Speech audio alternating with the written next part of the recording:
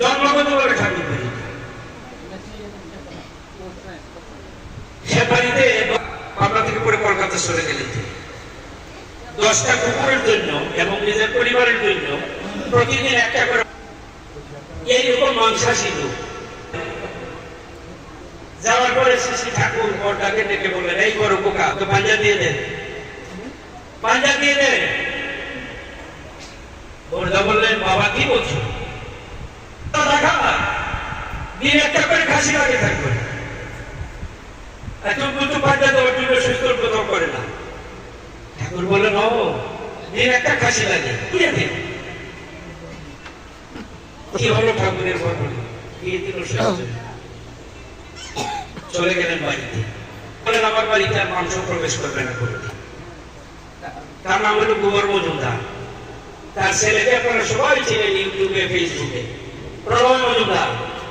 এই ভারতবর্ষের সৎসঙ্গ জগতের এক ধ্রুবতারা, এইরকম বক্তা খুব কম আছে। তার বাবা তার ছেলেরা নীতি করলো, কোথায় গেল? একটা পাশা, একটা খাসি, নিত্যদিন যে পরিবারে একটা টাকা লাগে অধিকার করে চলে গেল টাকা, তারপরে হয়ে গেল। আর ওই যে একটা উদাহরণ হয়ে গেল।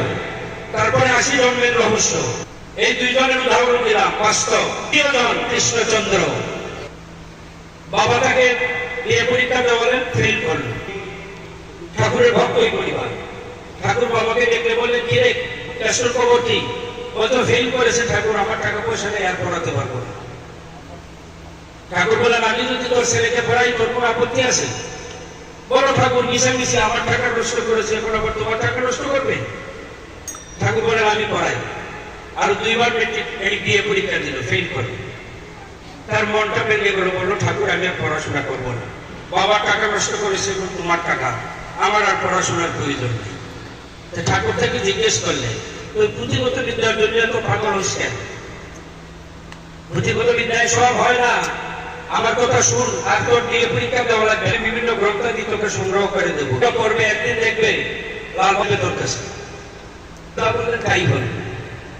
মিনিস্টার তার কাছে আসে, ঠাকুর বলেন তার কাছে যাও। এই প্রশ্ন করলে বলে তার কাছে যাও, কেষ্টর কাছে।